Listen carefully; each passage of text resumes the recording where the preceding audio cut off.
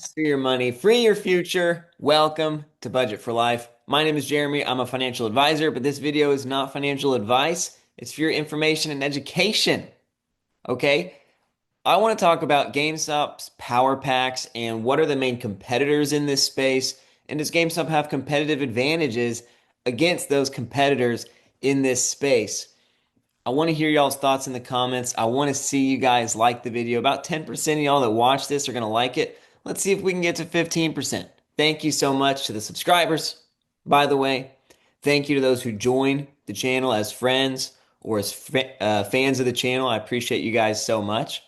I'm not a professional YouTuber. I am just here to bring you fundamental analysis of GameStop. And right now, we are projecting their Q3 numbers, and we are also beginning to put valuations on their different divisions as a retail business.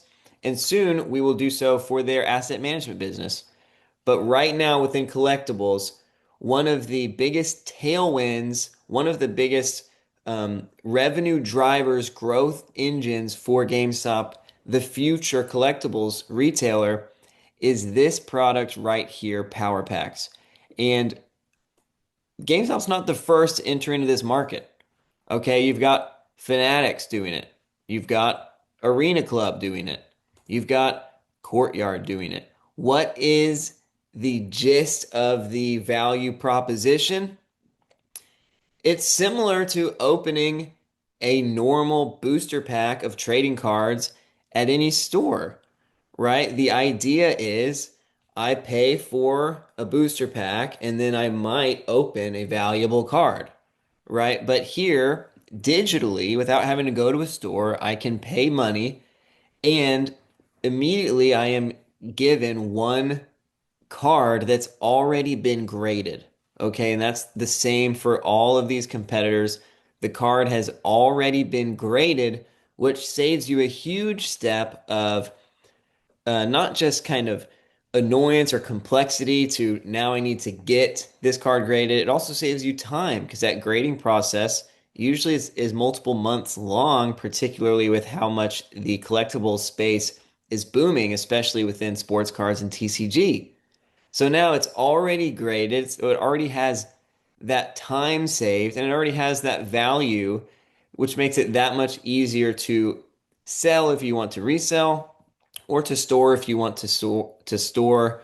All of these again give those options to you can kind of keep the graded card in your kind of online vault that these different companies will store for you in their own respective vaults, or some type of instant buyback offer if you want to sell the card immediately back to the company. Let's talk about what is the difference between these different companies. Let's talk about what are the implications for GameStop. So, off the jump, when it comes to Arena Club and for Courtyard and for Fanatics, one of the biggest differences, one of the biggest value propositions that GameStop brings is that every card is graded by PSA. None of the other competitors can make this claim. GameStop is the only one that is exclusively giving PSA graded cards in their packs. And PSA is 70 to 80% of the market share for graded cards. It is by far the premier grader in the graded card industry. And their graded cards, when you're talking about modern cards, 50 to 60% premium in terms of their resale value compared to competitors. So from the get-go, PowerPacks has a unique value proposition, which is that all of these packs are graded by PSA. You are not going to get a card that's not graded by PSA. That in itself is a unique value proposition. Another I guess, important angle to this whole PSA promise is that Nat Turner, the owner of PSA, sits on the board of GameStop. He is a board of directors member of GameStop. So does that continue to kind of leverage some type of intrinsic advantage with PowerPacks and their ability to source cards compared to some of these other companies? I think there's a good chance because as you scroll down and say, what are PowerPacks? PowerPacks is a collaboration between GameStop and PSA. So all of these other companies, they are selling their own collections through these digital packs, but GameStop is actually selling PSA's vault.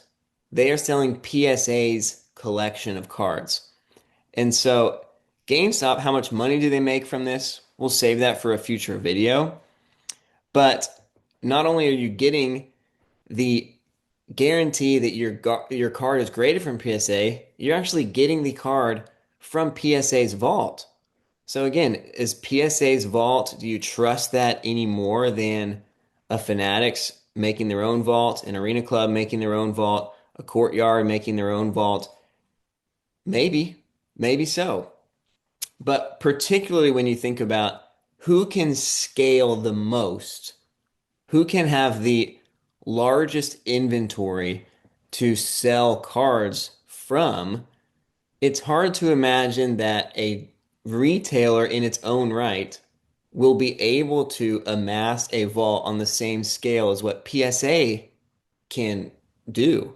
Particularly, again, when 80% of graded cards in this day and age, the modern cards, the TCG cards, are being graded by PSA. You even have people that are taking graded cards from other graders and sending them to PSA to be regraded by PSA. That is how dominant PSA is in this grading market and how much of a premium PSA graded cards command in this market. So, again, will anyone be able to have an inventory that competes with PSA? It's unlikely that that would happen anytime soon. So, again, what are some advantages? As a consumer, you know that your card is graded by PSA, the card that you're going to pull, you know that it's being stored in a PSA vault. From a business perspective, you know that you have the highest ability of as far as inventory offering because of this partnership with PSA, and you have Nat Turner, the owner of PSA, on your board of directors, which certainly seems to be a competitive advantage from a business perspective. One more thing about Power Packs that is not true for these other three um, digital pack sellers is that your Power Packs can be sold immediately, just like all the others, but also at any time can be listed on eBay. You can sell your card. This is my my little collection. I bought 10 of these packs a few days ago. You can sell them on eBay directly. And when you sell them on eBay, you are selling them from the PSA vault on eBay. And eBay sales, everyone is a little bit hesitant to buy on eBay because what if you're getting scammed, right? So the PSA vault as an eBay seller, you're selling from their account, right? On their behalf, right? Because you're selling it from their vault, literally. The PSA vaulted cards for sale on eBay command a little bit more of a premium than some other eBay seller, regardless of how good their reviews are, but especially if they have bad reviews. But the PSA vaulted eBay cards get a premium value in comparison to others.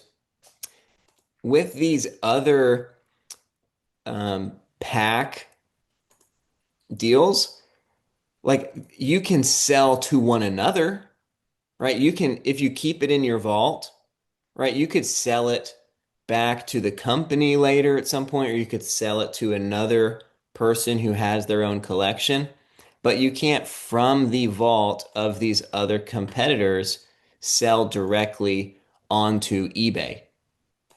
And that is another competitive advantage that PowerPacks has because still today, eBay is by far the largest marketplace for collectibles, especially for graded cards. And so to drive traffic away from eBay could be challenging, but with PowerPacks, they're able to maybe command some more of that traffic because people still have the opportunity to sell them on eBay. Are y'all tracking so far? I want to talk a couple more strategic differences between how these companies are positioned because Arena Club and Courtyard.io are online only. There are no physical stores that you can go to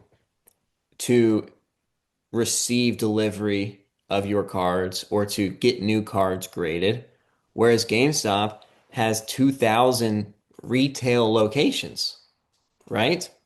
So that is a huge competitive advantage as far as who's best positioned to make the most money in the long run, to scale the most in the long run. GameStop has stores, Arena Club and Courtyard don't. One other thing I want to talk about with Power Packs, this collection value, again, you get the 90% offer right away, but then if you want to hold it, you can sell it um, on eBay. GameStop also sells graded cards just from their store, right? If I go to GameStop website, I can buy graded cards from whatever series that I like, whatever grade I like.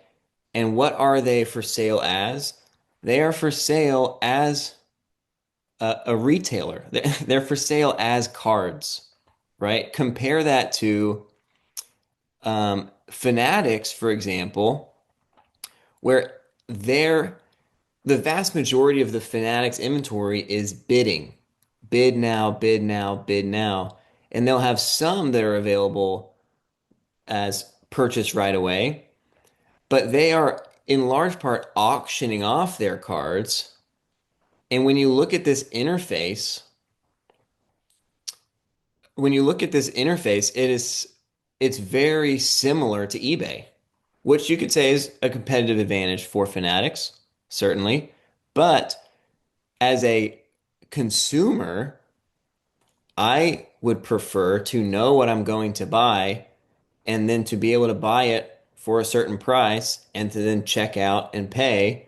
I would rather not have to wait a week or 5 days or be checking my phone every minute to see what it is going to end up going for. You could argue that as a marketplace, you might make more. Like that might be good for eBay's business.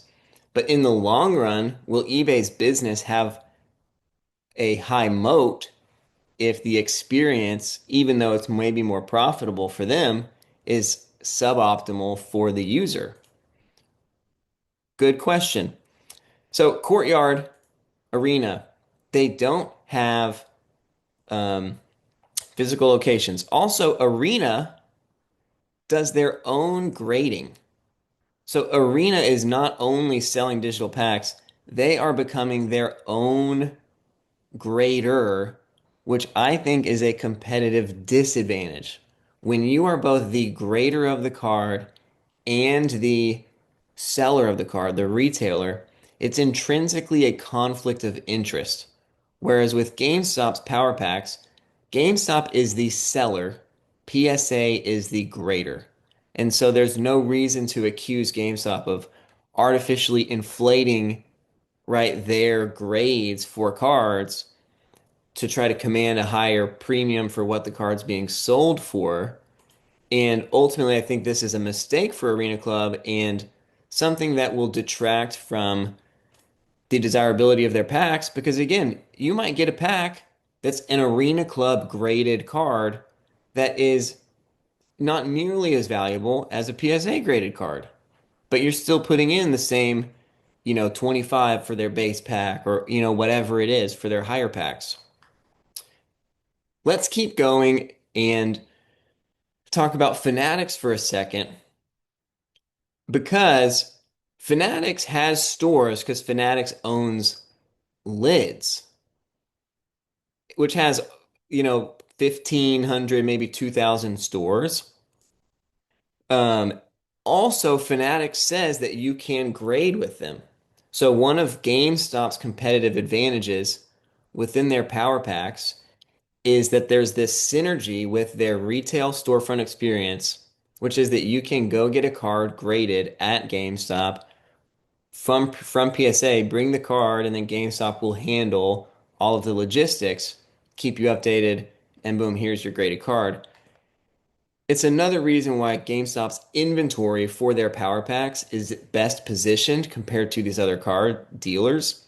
All these other dealers, they have to go buy their own cards. Even like another one is Tom Brady's card vault.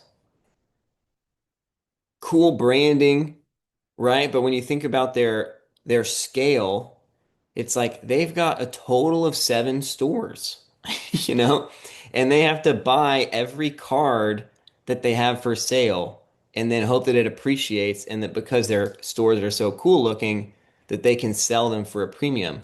Compare that to GameStop, who has a far wider scale, but also is the most efficient way to grade, or are they?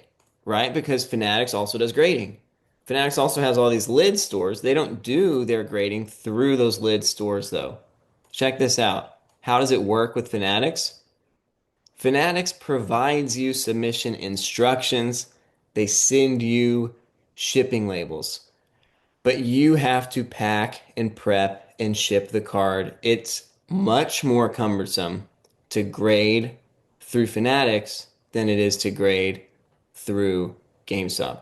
Another competitive advantage. Also, branding wise, Fanatics, they want to be a one-stop platform for anything sports fans might want to buy. So on their website, do they sell Pokemon cards? Yeah, if you look, there's baseball, mixed sports, base. Oh, okay, there's Pokemon right over there in the little corner of their site. Right? Fanatics as a brand is a sports brand.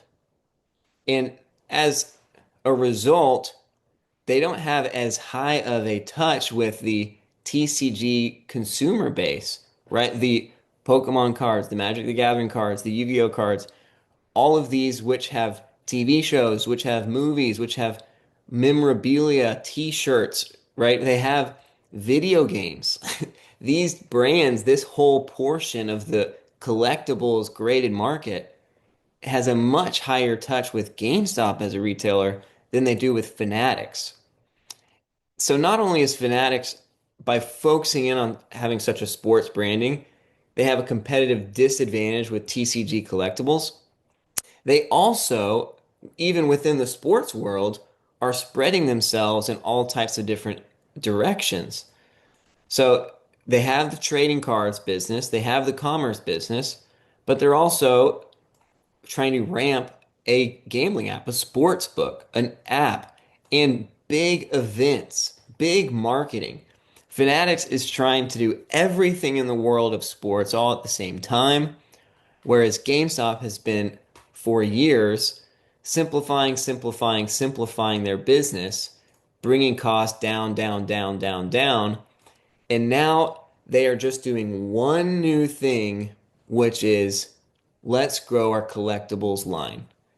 Fanatics is doing maybe 4 or 5 things simultaneously and trying to do so at a large scale. So is that a competitive advantage for their cards business? I would say not intrinsically. In some ways, you could argue it's certainly a disadvantage because it's that much more talent going to that many more different endeavors. But check this out. Fanatics as a company valued at over $30 billion. This transition from a just retailer for sports merchandise to a collectibles market maker to a sports book and events and large scale sports utopia brand. So if Fanatics, by making this shift into collectibles, raise the value of their company 3x, right, from a 6 billion to an 18 billion right there, what do you think GameStop should be valued at when we're looking at their collectibles offering, numbering off several advantages that their collectibles offering has, and yet as a company, their retail business is valued at less than 3 billion. Does that mean they are just in their collectibles business paired together with their retail experience with hardware and software? Is there a 6x waiting to happen or a more than 6x? What if GameStop not only grows its own collectibles business, but begins to take market share from your Arena Club, from your Fanatics Rips, from your Courtyard? Interesting to think about the valuation that other competitors in the same space are commanding. Let's do that with Courtyard as well. This article was written about Courtyard's offering. I'm not going to read every line of this article, but it just explains the genius of this blind reveal pack. Instant liquidity, transparency, fairness to all buyers, right? This in-house, this nice UI interface, these physical assets that you can sell digitally, and a very um, like a flywheel experience that is explained here. Average cards, this is with Courtyard's service. Average cards trade 6 to 15 times on Courtyard before redemption. So you can sell the same card, right? If you're getting a basketball starter pack, look at these odds that you're getting. Very similar to PowerPacks with GameStop. They can cook the books, right, to ensure that they net a 10% profit on the aggregate with any cards that they sell, right? They're going to make an average of $25 and they're go per transaction, and on average they're going to send out a card that's worth $22 per transaction. So they net this 10 or 15 whatever percent profit they want on the aggregate. But here's the thing, they didn't actually have to deliver the product because 6 to 15 times the customer that breaks the pack is going to say, sounds great, I'll sell it back to you right now. And when it's instantly sold back, guess what? GameStop keeps the money. Courtyard keeps the money.